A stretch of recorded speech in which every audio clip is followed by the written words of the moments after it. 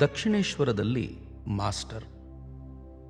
26 December 1883, ಮಾರ್ಗಶಿರ ಕೃಷ್ಣ ದ್ವಾದಶಿ, ಬುಧವಾರ. ಪರಮಹಂಸರು ಇಂದು ರಾಮಚಂದ್ರನ ಹೊಸ ತೋಟಕ್ಕೆ ಗಾಡಿ ಮಾಡಿಕೊಂಡು ಹೋಗುತ್ತಿದ್ದಾರೆ. ಗಾಡಿಯಲ್ಲಿ ಮಣಿಲಾಲ ಮಲ್ಲಿಕ, ಮಾಸ್ಟರ್, ಇನ್ನೂ ಕೆಲವು ಮಂದಿ ಭಕ್ತರು ಇದ್ದಾರೆ. ರಾಮಚಂದ್ರನ ಈ ಹೊಸ ತೋಟ ಸುರೇಂದ್ರನ ತೋಟದ ಹತ್ತಿರದಲ್ಲೇ ಇದೆ. ರಾಮಚಂದ್ರ ಪರಮಹಂಸರನ್ನು ಸಾಕ್ಷಾತ್ ಅವತಾರ ಪುರುಷರೇ ಎಂದು ಪೂಜಿಸುತ್ತಿದ್ದಾನೆ. ಆತ ದಕ್ಷಿಣೇಶ್ವರಕ್ಕೆ ಆಗಾಗ ಬಂದು ಪರಮಹಂಸರ ದರ್ಶನ ಮಾಡಿಕೊಂಡು ಹೋಗುತ್ತಿದ್ದಾನೆ. ಮಣಿಲಾಲ ಮಲ್ಲಿಕ ಬ್ರಾಹ್ಮ ಸಮಾಜದ ಒಬ್ಬ ಅನುಯಾಯಿ. ಬ್ರಾಹ್ಮ ಸಮಾಜದವರು ಅವತಾರವನ್ನು ಒಪ್ಪುವುದಿಲ್ಲ. ಶ್ರೀರಾಮಕೃಷ್ಣರು ಮಣಿಲಾಲ ಮಲ್ಲಿಕನಿಗೆ, ಭಗವಂತನನ್ನು ಧ್ಯಾನಿಸಬೇಕಾದರೆ ಮೊದಲು ಉಪಾಧಿ ಶೂನ್ಯ ಭಗವಂತನನ್ನು ಧ್ಯಾನಿಸಲು ಪ್ರಯತ್ನ ಮಾಡಬೇಕು. ಆತ ನಿರುಪಾಧಿಕ, ವಾಂಗ್ಮನಾತೀತ. ಆದರೆ ಈ ವಿಧದ ಧ್ಯಾನದಿಂದ ಮುಕ್ತಿಯನ್ನು ಪಡೆಯುವುದು ಬಹಳ ಕಷ್ಟ. ಆದರೆ ಯಾವಾಗ ಭಗವಂತ ಮನುಷ್ಯನಾಗಿ ಅವತರಿಸುತ್ತಾನೋ ಆಗ ಆತನ ಮೇಲೆ ಧ್ಯಾನ ಮಾಡುವುದು ಬಹಳ ಸುಲಭ. ಹೌದು, ಅವತಾರ ಪುರುಷ ಬೇರೆ ಏನೂ ಅಲ್ಲ, ಸಾಕ್ಷಾತ್ ಭಗವಂತನೇ ಮನುಷ್ಯ ರೂಪ ಧರಿಸುವಿಕೆ. ದೇಹ ಕೇವಲ ಆವರಣ ಮಾತ್ರ. ಇದು ಲಾಟೀನಿನ ಒಳಗೆ ದೀಪ ಉರಿಯುತ್ತಿರುವ ಹಾಗೆ, ಅಥವಾ ಗಾಜಿನ ಪೆಟ್ಟಿಗೆಯಲ್ಲಿ ಅಮೂಲ್ಯ ವಸ್ತುಗಳು ಕಾಣಬರುವ ಹಾಗೆ. ತೋಟದ ಹತ್ತಿರಕ್ಕೆ ಬಂದ ನಂತರ ಪರಮಹಂಸರು ಗಾಡಿಯಿಂದಿಳಿದು ರಾಮನೇ ಮೊದಲಾದ ಭಕ್ತರೊಡನೆ ತುಳಸಿವನದ ಕಡೆಗೆ ಹೋಗುತ್ತಿದ್ದಾರೆ. ಅದರ ಹತ್ತಿರ ನಿಂತು ಹೇಳುತ್ತಿದ್ದಾರೆ, ಆಹಾ, ಎಷ್ಟು ಚೆನ್ನಾಗಿದೆ ಈ ಜಾಗ. ಇಲ್ಲಿ ಭಗವಂತನ ಮೇಲೆ ಬಹಳ ಚೆನ್ನಾಗಿ ಧ್ಯಾನ ಮಾಡಬಹುದು. ಆಗ ಪರಮಹಂಸರು ಪುಷ್ಕರಣಿಯ ದಕ್ಷಿಣದ ಕೊಠಡಿಗೆ ಬಂದು ಕುಳಿತುಕೊಂಡರು. ರಾಮ ಅವರಿಗೆ ಹಣ್ಣು ಹಂಪಲಾದಿಗಳನ್ನು ಮತ್ತು ಸಿಹಿ ತಿಂಡಿಗಳನ್ನು ಅರ್ಪಿಸಿದ. ಪರಮಹಂಸರು ಅವನ್ನು ಭಕ್ತರಿಗೂ ಹಂಚಿ ತಾವೂ ತಿನ್ನಲಾರಂಭಿಸಿದರು. ಸ್ವಲ್ಪ ಹೊತ್ತಾದ ನಂತರ ತೋಟದಲ್ಲಿ ಸುತ್ತಾಡಲು ಹೊರಟರು. ಈಗ ಪರಮಹಂಸರು ಸುರೇಂದ್ರನ ತೋಟದ ಕಡೆಗೆ ಮುಂದುವರಿಯುತ್ತಿದ್ದಾರೆ. ಅವರು ಪಾದಚಾರಿಯಾಗಿ ಸ್ವಲ್ಪ ದೂರ ಮುಂದುವರಿದಾಗ ಪಕ್ಕದ ತೋಟದಲ್ಲಿ ಒಬ್ಬ ಸಾಧು ಒಬ್ಬರೇ ಒಂದು ಮರದ ಕೆಳಗೆ ಮಂಚದ ಮೇಲೆ ಕುಳಿತಿದ್ದು ಕಣ್ಣಿಗೆ ಬಿತ್ತು. ಒಡನೆಯೇ ಪರಮಹಂಸರು ಆ ಸಾಧುವನ್ನು ಸಮೀಪಿಸಿ ಅವರೊಡನೆ ಹಿಂದಿಯಲ್ಲಿ ಆನಂದದಿಂದ ಮಾತುಕತೆ ಆರಂಭಿಸಿದರು. ಶ್ರೀರಾಮಕೃಷ್ಣರು ಸಾಧುವಿಗೆ, ನೀವು ಯಾವ ಸಂಪ್ರದಾಯಕ್ಕೆ ಸೇರಿದವರು? ಗಿರಿಯೇ, ಪುರಿಯೇ, ಅಥವಾ ಬೇರೆ ಯಾವುದಾದರೂ ಉಪಾಧಿ ಇವೆಯೇ? ಸಾಧು, ಜನರು ನನ್ನನ್ನು ಪರಮಹಂಸ ಅಂತ ಕರೆಯುತ್ತಾರೆ. ಶ್ರೀರಾಮಕೃಷ್ಣರು, ಭೇಷ್ ಭೇಷ್, ನಿಮ್ಮದು ಶಿವೋಹಂ, ಇದು ಬಹಳ ಒಳ್ಳೆಯದೇ.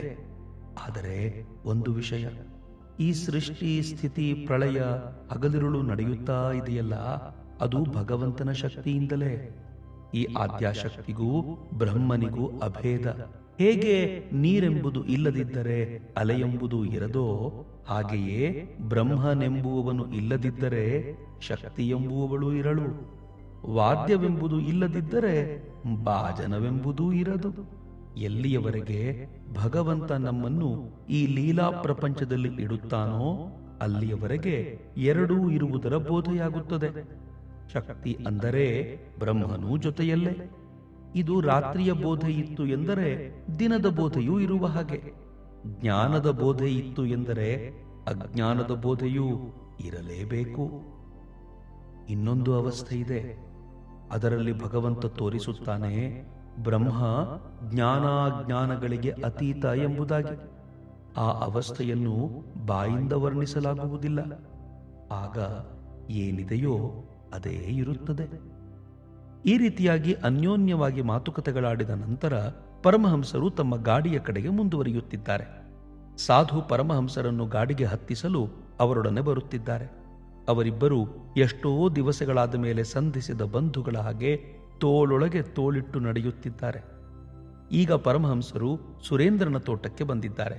ಅಲ್ಲಿ ಎಲ್ಲರೂ ಕುಳಿತುಕೊಂಡ ನಂತರ ಅವರು ಎತ್ತಿದ ಮೊದಲನೆಯ ಮಾತೇ ಆ ಸಾಧುಗಳ ವಿಷಯವಾಗಿ. ಶ್ರೀರಾಮಕೃಷ್ಣರು, ಅವರು ಬಹಳ ಒಳ್ಳೆಯ ಸಾಧು. ರಾಮನಿಗೆ, ನೀನು ದಕ್ಷಿಣೇಶ್ವರಕ್ಕೆ ಬಂದಾಗ ಆ ಸಾಧುಗಳನ್ನು ಕರೆದುಕೊಂಡು ಬಾ. ಅವರು ನಿಜವಾಗಿಯೂ ಒಳ್ಳೆಯ ಸಾಧು. ಒಂದು ಹಾಡಿದೆ, ಸಹಜನಾಗದಿದ್ದರೆ ಸಹಜನನ್ನು ಅರಿಯಲಾಗುವುದಿಲ್ಲ ಅಂತ. ಅವರು ನಿರಾಕಾರವಾದಿ. ಅದು ಬಹಳ ಒಳ್ಳೆಯದ್ದೇ. ಭಗವಂತ ಸಾಕಾರ ನಿರಾಕಾರ ಎರಡೂ ಆಗಿದ್ದಾನೆ, ಇನ್ನೂ ಏನೇನೋ ಆಗಿದ್ದಾನೆ. ನಿತ್ಯ ಯಾರದ್ದೋ ಆತನದ್ದೇ ಲೀಲೆ. ಯಾರು ವಾಂಗ್ಮನಾತೀತನೋ ಆತನೇ ನಾನಾ ರೂಪಗಳ ಮೂಲಕ ಅವತೀರ್ಣನಾಗಿ ಅನೇಕ ಕೆಲಸ ಕಾರ್ಯಗಳಲ್ಲಿ ತೊಡಗಿದ್ದಾನೆ. ಆ ಒಂದು ಓಂಕಾರದಿಂದಲೇ ಓಂ ಶಿವ, ಓಂ ಕಾಳಿ. ಒಂದು ಮನೆಯ ಯಜಮಾನ ತನ್ನ ಮನೆಯ ಒಬ್ಬ ಚಿಕ್ಕ ಹುಡುಗನನ್ನು ಸಂತರ್ಪಣೆಗಾಗಿ ಜನರನ್ನು ಆಹ್ವಾನ ಮಾಡಿ ಬರಲು ಕಳಿಸಿದ್ದಾನೆ ಅಂತ ಇಟ್ಟುಕೋ. ಜನ ಈತನನ್ನು ಎಷ್ಟು ಆದರದಿಂದ ನೋಡುತ್ತಾರೆ, ಏಕೆಂದರೆ ಆತ ಒಬ್ಬ ದೊಡ್ಡ ಮನುಷ್ಯನ ಮಗನೋ ಅಥವಾ ಮೊಮ್ಮಗನೋ ಆಗಿರುವುದರಿಂದ. ಪರಮಹಂಸರು ಸುರೇಂದ್ರನ ತೋಟದಲ್ಲಿ ಸ್ವಲ್ಪ ಉಪಾಹಾರವನ್ನು ಸ್ವೀಕರಿಸಿ ಭಕ್ತರೊಡನೆ ದಕ್ಷಿಣೇಶ್ವರಕ್ಕೆ ಹೊರಟರು. 27ನೇ ಡಿಸೆಂಬರ್ 1883, ಮಾರ್ಗಶಿರ ಕೃಷ್ಣ ತ್ರಯೋದಶಿ, ಗುರುವಾರ. ದಕ್ಷಿಣೇಶ್ವರದ ಕಾಳಿ ದೇವಾಲಯದಲ್ಲಿ ಪ್ರಾತಃ ಕಾಲದ ಮಂಗಳಾರತಿಯ ಮಧುರ ನಿನಾದ ಕೇಳಿಬರುತ್ತಿದೆ. ಅದರೊಡನೆ ನಹಬತ್ ಖಾನೆಯಿಂದ ಬರುತ್ತಿದ್ದ ಉದಯರಾಗದ ಭಾಜನವೂ ಹೊಂದಿಕೊಳ್ಳುತ್ತಿದೆ. ಪರಮಹಂಸರು ಹಾಸಿಗೆಯಿಂದೆದ್ದು ತಮ್ಮ ಮಧುರ ಕಂಠದಿಂದ ಭಗವತಿಯ ನಾಮೋಚ್ಚಾರಣೆ ಮಾಡುತ್ತಿದ್ದಾರೆ. ಈಗ ಅವರು ತಮ್ಮ ಕೊಠಡಿಯಲ್ಲಿದ್ದ ಪ್ರತಿಯೊಂದು ದೇವದೇವಿಯರ ಪಟಕ್ಕೂ ಕೈ ಮುಗಿಯುತ್ತಿದ್ದಾರೆ. ಮತ್ತೆ ಈಗ ತಮ್ಮ ಕೊಠಡಿಯ ಪಶ್ಚಿಮ ವರಾಂಡಕ್ಕೆ ಬಂದು ಭಾಗೀರಥಿಯ ದರ್ಶನ ಮಾಡಿ ಆಕೆಗೆ ಪ್ರಣಾಮ ಮಾಡುತ್ತಿದ್ದಾರೆ. ಹಿಂದಿನ ರಾತ್ರಿಯನ್ನು ದಕ್ಷಿಣೇಶ್ವರದಲ್ಲೇ ಕಳೆದ ಭಕ್ತರು ಈಗ ಒಬ್ಬೊಬ್ಬರಾಗಿ ಬಂದು ಪರಮಹಂಸರಿಗೆ ಪ್ರಣಾಮ ಮಾಡುತ್ತಿದ್ದಾರೆ. ರಾಖಾಲ ಪರಮಹಂಸರೊಡನೆಯೇ ಇದ್ದಾನೆ. ಬಾಬುರಾಮ ಹಿಂದಿನ ರಾತ್ರಿ ಬಂದ. ಮಾಸ್ಟರ್ ಈಗ 14 ದಿನಗಳಿಂದ ಪರಮಹಂಸರೊಡನೆಯೇ ಇದ್ದಾನೆ. ಶ್ರೀರಾಮಕೃಷ್ಣರು ಮಾಸ್ಟರಿಗೆ ಹೇಳುತ್ತಿದ್ದಾರೆ, ಇಂದಿನ ಪ್ರಾತಃ ಕಾಲ ನನ್ನ ಮನೆಗೆ ಬರಬೇಕೆಂದು ಈಶಾನ ನನಗೆ ಆಹ್ವಾನವಿತ್ತು ಹೋಗಿದ್ದಾನೆ. ನನ್ನೊಡನೆ ಬಾಬುರಾಮ ಬರುತ್ತಾನೆ, ನೀನು ಬಾ. ಪರಮಹಂಸರೊಡನೆ ಹೊರಡಲು ಮಾಸ್ಟರ್ ಈಗ ಸಿದ್ಧನಾಗುತ್ತಿದ್ದಾನೆ. ಗಂಟೆ ಬೆಳಗಿನ 8. ಪರಮಹಂಸರಿಗಾಗಿ ಗಾಡಿ ಬಂದು ನಹಬತ್ ಖಾನೆಯ ಹತ್ತಿರ ನಿಂತಿದೆ. ಸುತ್ತಲೂ ಹೂವಿನ ಗಿಡಗಳು ತುಂಬಿವೆ. ಹತ್ತಿರದಲ್ಲೇ ಭಾಗೀರಥಿ ಹರಿಯುತ್ತಿದ್ದಾಳೆ. ಎಲ್ಲ ದಿಕ್ಕುಗಳು ಪ್ರಾತಃ ಕಾಲದ ಸೂರ್ಯರಶ್ಮಿಯಿಂದ ಪುಲಕಿತಗೊಂಡು ಹರ್ಷವನ್ನು ಸೂಚಿಸುತ್ತಿವೆ. ಪರಮಹಂಸರು ಮತ್ತೆ ದೇವದೇವಿಯರ ಪಟಗಳಿಗೆಲ್ಲ ಪ್ರಣಾಮ ಮಾಡಿ ಭಗವತಿಯ ನಾಮೋಚ್ಚಾರಣೆ ಮಾಡುತ್ತಾ ಗಾಡಿ ಹತ್ತುತ್ತಿದ್ದಾರೆ. ಈಗ ಮಾಸ್ಟರ್ ಮತ್ತು ಬಾಬುರಾಮನು ಗಾಡಿಯನ್ನು ಹತ್ತುತ್ತಿದ್ದಾರೆ. ಭಕ್ತರು ಪರಮಹಂಸರ ಶಾಲನ್ನು, ಉಣ್ಣೆಯ ಟೋಪಿಯನ್ನು ಮತ್ತು ಎಲೆಯಡಿಕೆ ಚೀಲವನ್ನು ತಮ್ಮ ಜೊತೆಯಲ್ಲೇ ತೆಗೆದುಕೊಂಡಿದ್ದಾರೆ. ಪರಮಹಂಸರು ಹಸನ್ಮುಖರಾಗಿದ್ದಾರೆ. ದಾರಿಯ ಉದ್ದಕ್ಕೂ ಮಗುವಿನ ಹಾಗೆ ಎಲ್ಲವನ್ನು ನೋಡಿ ಆನಂದ ಪಡುತ್ತಾ ಮುಂದುವರಿಯುತ್ತಿದ್ದಾರೆ. 9 ಗಂಟೆ ಸಮಯಕ್ಕೆ ಗಾಡಿ ಈಶಾನನ ಮನೆಯ ಬಾಗಿಲ ಹತ್ತಿರ ಬಂದು ನಿಂತಿತು. ಈಶಾನ ತನ್ನ ಮನೆಯವರೊಡನೆ ಪರಮಹಂಸರನ್ನು ಎದುರುಗೊಂಡು ಅವರನ್ನು ಮೊದಲನೇ ಅಂತಸ್ತಿನಲ್ಲಿದ್ದ ಬೈಠಕ್ಖಾನೆಗೆ ಕರೆದುಕೊಂಡು ಹೋದ. ಈಗ ಈಶಾನನ ಮಗ ಶ್ರೀಶನನ್ನು ಪರಮಹಂಸರಿಗೆ ಪರಿಚಯ ಮಾಡಿಕೊಡಲಾಯಿತು. ಆ ಯುವಕ ಅಲಿಪುರದಲ್ಲಿ ಲಾಯರಾಗಿದ್ದಾನೆ. ಆತ ಒಳ್ಳೆ ತೀಕ್ಷ್ಣ ಬುದ್ಧಿಯುಳ್ಳ ಯುವಕ. ವಿಶ್ವವಿದ್ಯಾನಿಲಯದ 2 ಪರೀಕ್ಷೆಗಳಲ್ಲೂ ಮೊದಲನೇ ರ್ಯಾಂಕು ಪಡೆದಿದ್ದಾನೆ. ಆದರೂ ಆತ ಅತ್ಯಂತ ನಮ್ರ ಸ್ವಭಾವಿ. ಶ್ರೀರಾಮಕೃಷ್ಣರು ಶ್ರೀಶನಿಗೆ, ನಿನಗೆ ಏನು ಕೆಲಸ ಇದೆ? ಶ್ರೀಶ, ನಾನು ಅಲಿಪುರದಲ್ಲಿ ವಕೀಲನ ಕೆಲಸ ಮಾಡಿಕೊಂಡಿದ್ದೇನೆ. ಶ್ರೀರಾಮಕೃಷ್ಣರು, ಇಂಥ ಮನುಷ್ಯ ವಕೀಲನ ಕೆಲಸ ಮಾಡುವುದೇ ಒಳ್ಳೆಯದು. ನೀನೇನಾದರೂ ಕೇಳಬೇಕು ಅಂತ ಇದ್ದೀಯೇನು? ಸಂಸಾರದಲ್ಲಿ ಅನಾಸಕ್ತನಾಗಿ ಇರುವುದು ಹೇಗೆ ಎಂದು ಕೇಳಬೇಕು ಅಂತ ಇದ್ದೀಯಾ ಅಂತ ಕಾಣುವುದು ಅಲ್ಲವೇ? ಶ್ರೀಶ, ಕೆಲಸಗಳ ಒತ್ತಡದ ದೆಸೆಯಿಂದ ಈ ಜಗತ್ತಿನಲ್ಲಿ ಜನರು ಎಷ್ಟೋ ಅನ್ಯಾಯ ಕರ್ಮಗಳನ್ನು ಮಾಡಬೇಕಾಗಿ ಬರುತ್ತದೆ. ನೋಡಿ, ಕೆಲವರು ಪಾಪಕರ್ಮಗಳನ್ನು, ಕೆಲವರು ಪುಣ್ಯಕರ್ಮಗಳನ್ನು ಮಾಡುತ್ತಾರೆ. ಇವುಗಳೆಲ್ಲ ಹಿಂದಿನ ಜನ್ಮಗಳ ಕಾರ್ಯಗಳ ಫಲವೇನು? ಅದಕ್ಕಾಗೇನೋ ಅವರು ಹಾಗೆ ವರ್ತಿಸುವುದು? ಶ್ರೀರಾಮಕೃಷ್ಣರು, ಕರ್ಮವನ್ನು ಎಲ್ಲಿಯವರೆಗೆ ಮಾಡಬೇಕಾಗುವುದು ಗೊತ್ತೇ? ಭಗವಂತನ ಸಾಕ್ಷಾತ್ಕಾರವಾಗದವರೆಗೆ. ಆತನ ಸಾಕ್ಷಾತ್ಕಾರವಾದೊಡನೆ ಎಲ್ಲ ತಾನಾಗಿಯೇ ನಿಂತು ಹೋಗುತ್ತವೆ. ಆಗ ಮನುಷ್ಯ ಪಾಪ ಪುಣ್ಯಗಳಿಗೆ ಅತೀತನಾಗುತ್ತಾನೆ. ಕಾಯಿ ತಲೆದೋರಿದೊಡನೆಯೇ ಹೂವು ಉದುರಿ ಹೋಗುತ್ತದೆ. ಕಾಯಿ ಬಿಡುವುದಕ್ಕೋಸ್ಕರ ಹೂವು ಉಂಟಾಗುತ್ತದೆ. ಸಂಧ್ಯಾವಂದನಾದಿ ಕರ್ಮಗಳನ್ನು ಎಲ್ಲಿಯವರೆಗೂ ಮಾಡಬೇಕು ಗೊತ್ತೇ? ಎಲ್ಲಿಯವರೆಗೆ ಭಗವನ್ ನಾಮೋಚ್ಚಾರಣೆ ಮಾಡಿದ ಮಾತ್ರದಿಂದಲೇ ಮೈಯಲ್ಲಿ ರೋಮಾಂಚನವಾಗದೋ, ಕಣ್ಣುಗಳಲ್ಲಿ ಪ್ರೇಮಾಶ್ರು ಸುರಿಯದೋ ಅಲ್ಲಿಯವರೆಗೆ. ಈ ಅವಸ್ಥೆಗಳೆಲ್ಲ ಭಗವಂತನ ಸಾಕ್ಷಾತ್ಕಾರವಾಗಿರುವುದರ ಲಕ್ಷಣ, ಭಗವಂತನಲ್ಲಿ ಶ್ರದ್ಧಾಭಕ್ತಿಯನ್ನು ಗಳಿಸಿಕೊಂಡಿರುವುದರ ಚಿಹ್ನೆ. ಭಗವಂತನ ಸಾಕ್ಷಾತ್ಕಾರ ದೊರೆತುದೇ ಆದರೆ ಮನುಷ್ಯ ಪಾಪ ಪುಣ್ಯಗಳಿಗೆ ಅತೀತನಾಗಿ ಬಿಡುತ್ತಾನೆ. ರಾಮಪ್ರಸಾದ ಹೇಳುತ್ತಾನೆ, ತಾಯಿ ದುರ್ಗೆಯು ಪರಮ ಬ್ರಹ್ಮಸ್ವರೂಪಿ ಎನ್ನುವ ಮರ್ಮವ ತಿಳಿದು ನಾನಿದೋ ಭುಕ್ತಿ ಮುಕ್ತಿಗೆ ತಲೆಯ ಬಾಗಿಸಿ ನಿಲ್ಲುತ್ತ ಕಟ್ಟ ಕಡೆಗಿದು ಬಿಸುಟು ನಿಂತಿಹೆ ಸಕಲ ಧರ್ಮಾಧರ್ಮವ. ಭಗವಂತನ ಕಡೆಗೆ ಮುಂದುವರಿದಷ್ಟು ಆತ ಕರ್ಮಗಳನ್ನು ಕಡಿಮೆ ಮಾಡಿಕೊಡುತ್ತಾನೆ. ಶ್ರೀಶ, ಸಂಸಾರದಲ್ಲಿ ಇದ್ದು ಭಗವಂತನ ಕಡೆಗೆ ಹೋಗುವುದೆಂದರೆ ಬಹಳ ಕಷ್ಟ. ಶ್ರೀರಾಮಕೃಷ್ಣರು, ಅಭ್ಯಾಸ ಯೋಗವಿದೆಯಲ್ಲ. ಕಾಮಾರಪುಕೂರಿನಲ್ಲಿ ಬಡಗಿಯ ಹೆಂಗಸರು ಅವಲಕ್ಕಿ ವ್ಯಾಪಾರ ಮಾಡುತ್ತಾರೆ. ಅವರು ಎಷ್ಟು ಕಡೆಗೆ ಕಣ್ಣಿಟ್ಟು ಕೆಲಸ ಮಾಡುತ್ತಾರೆ ಎಂಬುದನ್ನು ಸ್ವಲ್ಪ ಕೇಳು. ಏತ ಅವಲಕ್ಕಿಯನ್ನು ಕುಟ್ಟುತ್ತಲೇ ಇರುತ್ತದೆ. ಹೆಂಗಸು ಒಂದು ಕೈಯಿಂದ ಒರಳಿಗೆ ಭತ್ತವನ್ನು ತಳ್ಳಿಕೊಡುತ್ತಿರುತ್ತಾಳೆ, ಇನ್ನೊಂದು ಕೈಯಿಂದ ಮಗುವನ್ನು ತೊಡೆಯ ಮೇಲೆ ಮಲಗಿಸಿಕೊಂಡು ಹಾಲು ಕೊಡುತ್ತಿರುತ್ತಾಳೆ. ಸಾಲದ್ದಕ್ಕೆ ಅದೇ ಸಮಯಕ್ಕೆ ಗಿರಾಕಿಗಳು ಬೇರೆ ಬಂದಿರುತ್ತಾರೆ. ಆ ಕಡೆ ಏತ ಭತ್ತವನ್ನು ಕುಟ್ಟುತ್ತಲೇ ಇರುತ್ತದೆ, ಈ ಕಡೆ ಗಿರಾಕಿಗಳೊಡನೆ ವ್ಯಾಪಾರ ಮಾಡುತ್ತಿರುತ್ತಾಳೆ. ಬಾಕಿ ಏನು ಕೊಡಬೇಕಾಗಿದೆಯೋ ಅದನ್ನು ಮೊದಲು ಕೊಟ್ಟು ಬಿಟ್ಟು ಬಳಿಕ ಸಾಮಾನು ತೆಗೆದುಕೊಂಡು ಹೋಗಿ. ಹಾಗೆ ನೋಡು, ಮಗುವಿಗೆ ಹಾಲು ಕೊಡುವುದು, ಒರಳಿಗೆ ಭತ್ತವನ್ನು ತಳ್ಳುವುದು, ಅವಲಕ್ಕಿಯಾದ ನಂತರ ಅದನ್ನು ಒರಳಿನಿಂದ ಹೊರಕ್ಕೆ ತೆಗೆಯುವುದು, ಗಿರಾಕಿಗಳೊಡನೆ ವ್ಯಾಪಾರ ಮಾಡುವುದು, ಇಷ್ಟನ್ನು ಒಟ್ಟಿಗೆ ಮಾಡುತ್ತಾಳೆ. ಇದಕ್ಕೆ ಅಭ್ಯಾಸ ಯೋಗ ಅಂತ ಹೆಸರು. ಆದರೂ ಏತದ ಮೊನೆ ಎಲ್ಲಿ ಕೈಯನ್ನು ಜಜ್ಜಿ ಬಿಡುವುದೋ ಎಂದು ಆಕೆ ತನ್ನ ಮನಸ್ಸಿನ 15 ಆಣೆ ಭಾಗವನ್ನು ಒರಳ ಕಡೆಗೇ ಇಟ್ಟಿರುತ್ತಾಳೆ. ಉಳಿದುಕೊಂಡಿರುವ ಆ ಒಂದಾಣೆ ಮನಸ್ಸಿನಿಂದ ಮಗುವಿಗೆ ಹಾಲು ಕೊಡುವುದು, ಗಿರಾಕಿಗಳೊಡನೆ ವ್ಯಾಪಾರ ಮಾಡುವುದು, ಇವೇ ಮೊದಲಾದ ಕೆಲಸಗಳನ್ನು ಮಾಡುತ್ತಾಳೆ. ಅದೇ ರೀತಿ ಯಾರು ಸಂಸಾರಸ್ಥರೋ ಅವರು ತಮ್ಮ ಮನಸ್ಸಿನ 15 ಆಣೆ ಭಾಗವನ್ನು ಭಗವಂತನಿಗೆ ಮೀಸಲಾಗಿ ಇಡಬೇಕು.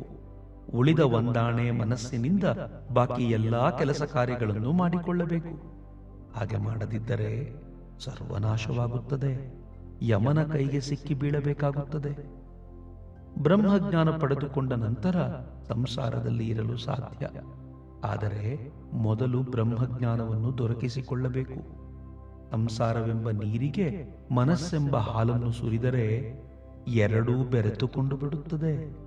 ಆದ್ದರಿಂದ ಮನಸ್ಸೆಂಬ ಹಾಲಿಗೆ ಹೆಪ್ಪು ಹಾಕಿ ಮೊಸರು ಮಾಡಿ ಅದನ್ನು ಏಕಾಂತ ಸ್ಥಳದಲ್ಲಿ ಕಡೆದು ಬೆಣ್ಣೆ ತೆಗೆದ ನಂತರ ಬೇಕಾದರೆ ಅದನ್ನು ಸಂಸಾರವೆಂಬ ನೀರಿನಲ್ಲಿ ಇಡಬಹುದು.